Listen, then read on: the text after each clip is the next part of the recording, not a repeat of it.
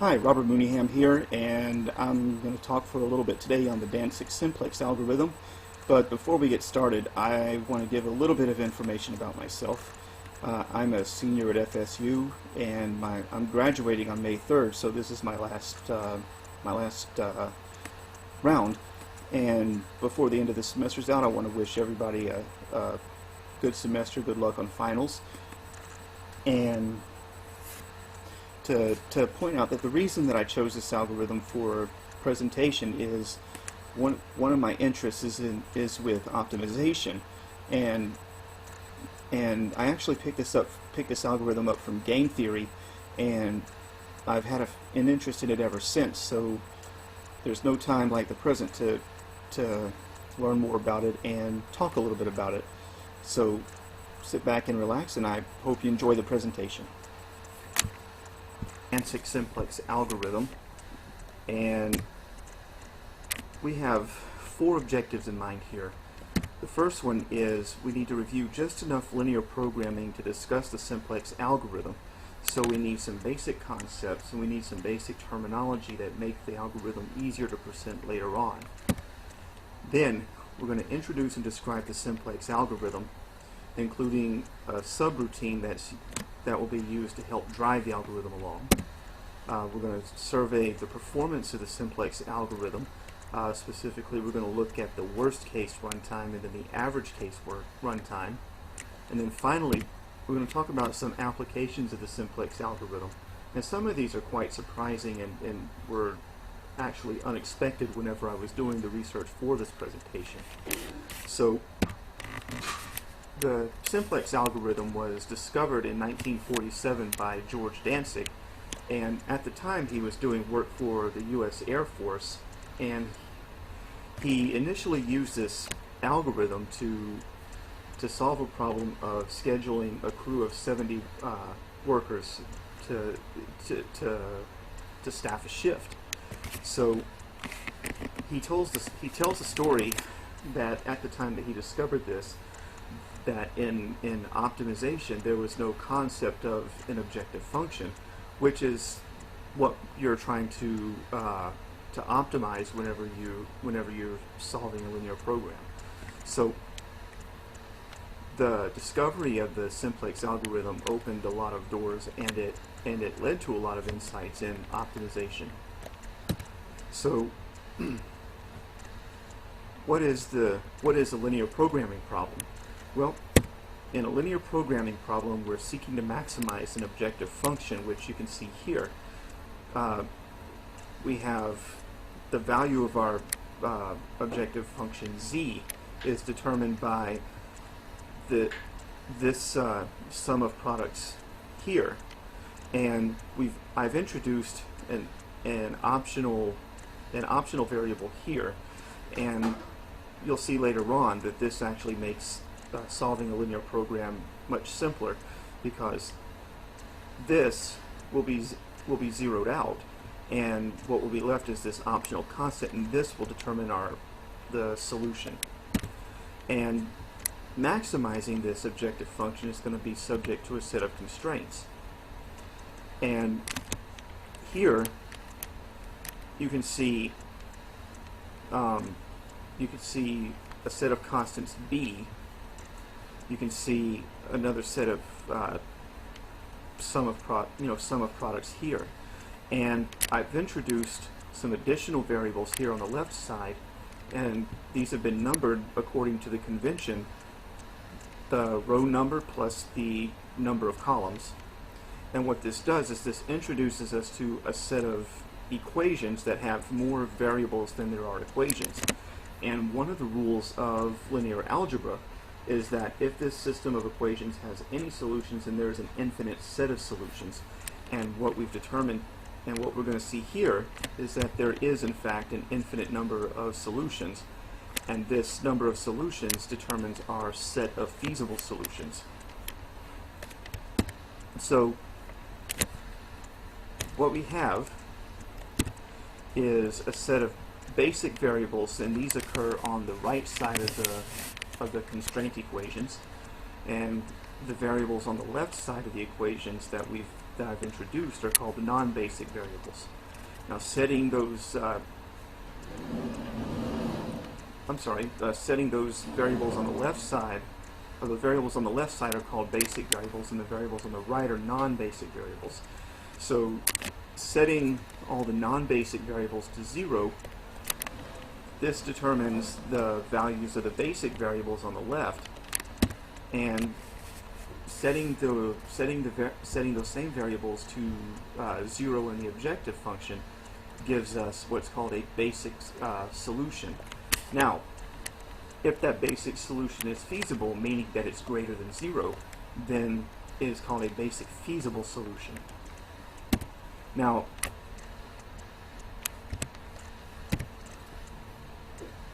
when we examine the system of constraints, and when we examine the objective function, we can see that it lends itself to a more condensed notation. We have an n-dimensional vector c that stands for the cost per unit of whatever quantities we're trying to optimize. We have an n plus n dimensional vector x and this contains all of our original array of x variables plus the additional variables that we've introduced as our basic variables. This will serve as the solution to the linear problem or linear program. We have an m-dimensional vector b, and these are the constants that occur in the system of constraints. And then we have an m by n matrix A for the coefficients to those constraint equations. And what we'll see shortly is that this in fact gives us a set of data structures that we can use to implement a linear program. Now, using that condensed notation, we can rewrite the linear program as a set of matrix and vector equations, and we see that our objective function is in fact the dot product of two vectors, and we can see that when we eliminate our basic variables, which are in fact slack variables to turn a set of inequalities into equalities, we end up with a matrix times a vector being less than or equal to our vector of constants. And of course, all of our variables x have to be greater than or equal to 0. Now, we have here an example. Here's our objective function, and here's an observation. All of the variables on the right side of the objective function are in fact the non-basic variables in our constraints. And then you can see that by setting these non-basic variables to 0, well, before we do that, the variables highlighted in green are basic variables. These highlighted in green on the right are our non-basic variables, and by setting these non-basic variables to 0, what we get is a set of values for our basic variables x4, x5, and x6. And then here you can see the basic solution as a sextuple of x variables. And then by setting our non-basic variables to 0 and plugging them into the objective function, what you get is 0 plus 0 plus 0 is 0. So 0 is our initial basic feasible solution. Now, the force that drives a simplex algorithm is called pivoting, and what we do is we effectively change the role of a non-basic variable and a basic variable. And when we do this, it creates an equivalent linear program that has a new and improved basic solution. And we'll see an example of that shortly. But we choose a basic variable that's used in the pivot, and that's going to be called our leaving variable. The non-basic variable that's used in the pivot is called an entering variable. And when we do these, and when we pivot, we have a certain set of conventions that we have to follow. The first of these is that we're going to choose a non-basic variable with the smallest index and use that as our leading variable. Now this convention is actually called Bland's rule. And the reason we do this is that under certain degenerate conditions, each pivot may not create an objective function with a new value. So each iteration of the simplex algorithm may not change the value of our objective function, and this can lead to cycling and can cause the algorithm never to terminate. So with Bland's rule, we are guaranteed that the algorithm will eventually terminate. Now, when we choose our entering variable, it's going to be determined by the constraint with the smallest range of variation for the leading variable. And what I mean by that is by setting our basic variables to 0 except for the one that we're going to pivot with, then we can increase that remaining non-basic variable up to a certain point before we're guaranteed that that constraint equation becomes negative and breaks the constraint. Now, the optimum for the linear program happens when all the terms in the objective function except for the optional constant are negative. So, here's the example that we looked at just a moment ago. Now, by our convention, by Bland's rule, we're going to vary x1 first. And we see that this is in fact the lowest numbered x variable within our objective function. And as we pivot, what we're going to notice is that when we substitute this variable for for another quantity, that x2 is then going to be the lowest indexed variable in the objective function. So since we're varying x1 first, we'll set x2 and x3 equal to 0. And then what we find is that x6 equals 5 minus 3x1. So x1 can vary up to 5/3, whereas in x4 we have x4 equals 10 minus 2x1, so x1 can increase to 5 before we're guaranteed that x4 becomes less than 0. So, because the third constraint has the tightest bound, this is going to be where we pivot at. So what we do next is we solve that third constraint equation for x1.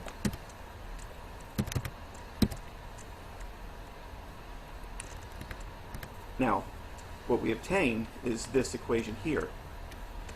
This gets substituted into our original problem for x1, and this is what we end up with. Now, as you can see, as advertised, x2 is indeed now the lowest indexed variable in the objective function. So next time we pivot, x2 will be the one that we pivot. We also note that these are now our non-basic variables. And indeed, we see down here, these are our non-basic variables. So by setting all of these non-basic variables to 0, we get a new basic solution. And here it is here, 5/3, 0, 0, 20 over 3, 9, and 0. Now, we also note that by setting these variables all to 0, we get a new objective function 5, which was, as advertised, greater than our initial basic feasible solution of 0. And this is now our new basic feasible solution. Now this process gives us an idea for a subroutine, and this is going to be our pivot subroutine, and this is adapted from Corman chapter 29. Now what it does is it takes these two vectors, a vector of integers n and a vector of integers b.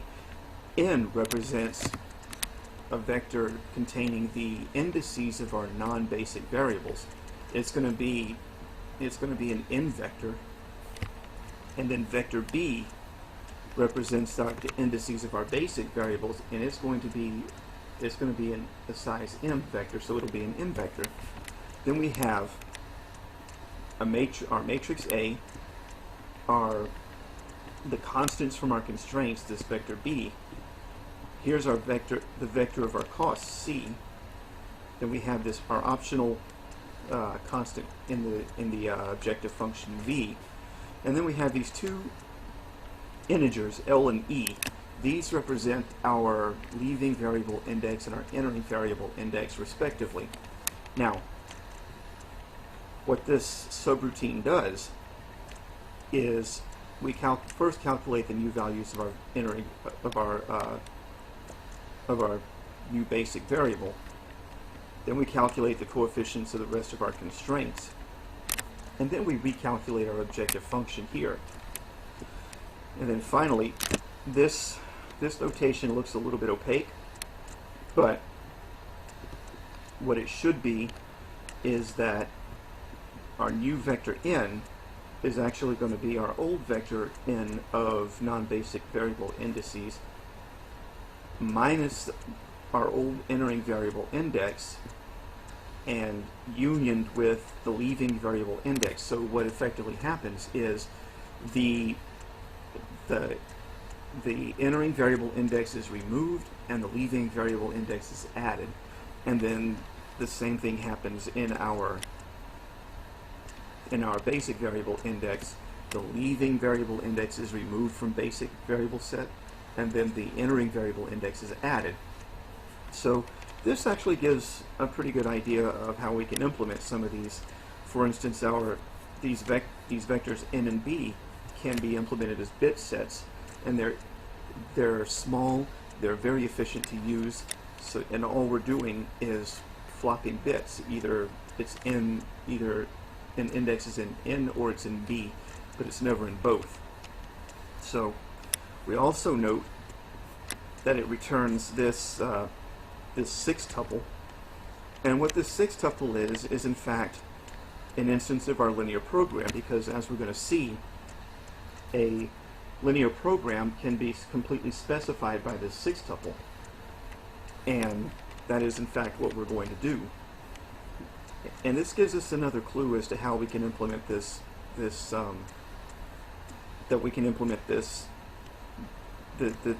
linear program. We can create a linear program class with these data structures, and then we're well on our way to having a functioning linear program solver. Now, here are these same data structures that I described in the previous slide.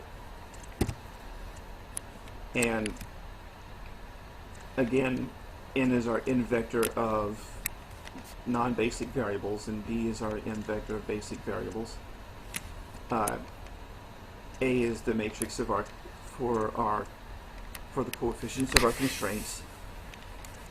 Little b is an n vector used for the constants in our constraints. C is the vector of costs in the objective function, and then v is going to give us the final answer to our objective function. Now, some other things that we need to know before we get into the simplex algorithm is that if a linear program is unbounded, meaning that some non-basic variable can increase without bound, then the linear program can't be solved in the way that we hope, because the linear program as a whole may in fact increase without bounds. Now, the pivoting subroutine will continue, or pivoting will continue until either we find an unbounded non-basic variable, in which case we simply return some value that indicates that the linear program is unbounded and therefore won't be solved, or it will continue until the objective function contains all negative terms except for the constant. So, to go back up and look at our previous example, we will continue pivoting until each of these terms containing an x variable is negative. And this tells us that this value has been optimized. So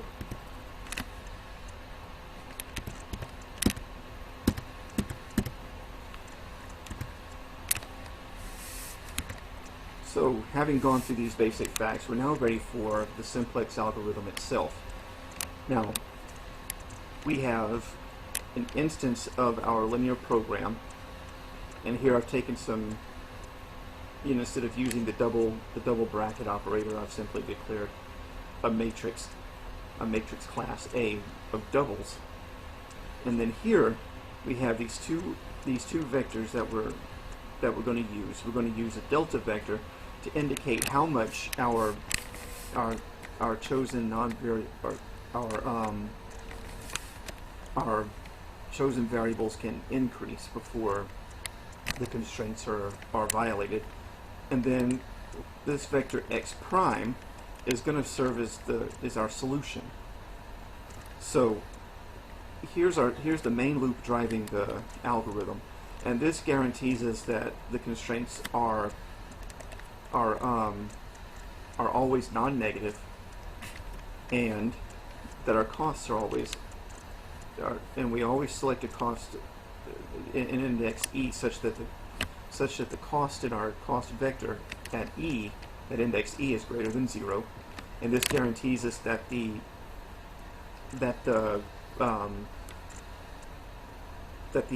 objective function, that the variables in the objective function that we select are non-negative, and that we leave the negative variables alone, guaranteeing us an eventual optimal solution if the problem is bounded.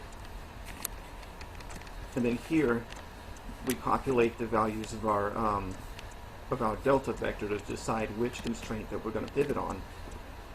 And then here we pivot on our leaving variable and exiting variable, and then this will continue until we've run out of non-negative variables in the objective function. It's really a deceptively simple algorithm, and though I haven't implemented it here, the algorithm almost implements itself. So the performance of this algorithm, what makes this so interesting, is the subject of ongoing research, and some of the consensus that I found in my poking around is that in the worst case, the simplex algorithm is either exponential or sub-exponential, and this is what theory predicts. In the average case, what they found is that it's actually on the order of m, where m is a number of non-basic variables, and this is one of the driving forces behind the research. Why is there such a discrepancy between the theoretical worst case and the observed average case? And one of the things that I seem to have noticed is that the worst case runtime will actually vary based on the pivot rule that's used. So if you use Bland's rule, there'll be one worst case performance, and if you use a random pivot rule, then you'll have an exponential runtime. Now, the applications for this are widespread. Here's one of the classic problems is a diet problem. Suppose you're going out to buy food, and you have, say, 3 nutrients, because you have an extremely simple diet. You have 3 nutrients that you have to have a minimum supply of, say, sodium, potassium, and calcium. Each of those nutrients costs a certain amount of money. Say sodium costs $1 per kilogram. Say calcium costs $2 a kilogram, and then potassium costs $3 a kilogram. Then what you want to do is get as much of those nutrients as you can while fitting into certain constraints, as we saw earlier. And How do you do that? Well, you use a linear program, and you can apply the simplex algorithm to get an efficient solution. A surprising application that I found was in portfolio maximization. Some investment companies are now using linear programs in order to diversify and maximize investment portfolios. Crew scheduling is another good one, and as you saw from the introduction, or heard from the introduction, this was Dantzig's original application. It also has applications in telecommunications, and this was surprising to me at first, and after thinking about it for a while, it doesn't seem so surprising anymore, because telecommunications is a networking problem. It can be modeled as a graph problem, and graph problems are largely combinatorial. And one of the things that I've discovered is that the simplex algorithm and linear programming in general are combinatorial problems. Maximum flow and minimum cost flow, and then multi-commodity. And another application that I found, and this I found from an older book called Games and Decisions by R. Duncan Luce and Howard Rafa, and that is that all games, in the sense of conflict, all two-person zero-sum games can be modeled and solved with Dantzig's simplex algorithm. And if you want a really good introduction to that concept, I highly recommend Luce and Rafa's book. It's called Games and Decisions, and it was written in 1957.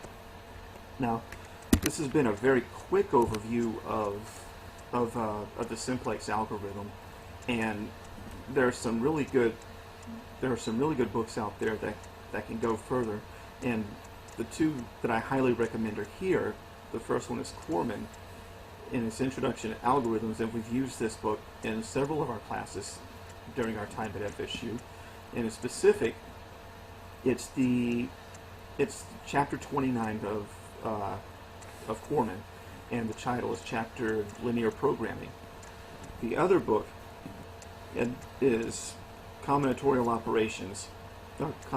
Optimization by Papadimitriou and Stieglitz. That book is where I discovered that linear programming and the simplex algorithm are combinatorial in nature. Now, Papadimitriou and Stieglitz are a little more abstract. However, it's still very good reading, and I highly recommend it. Thanks for watching and listening to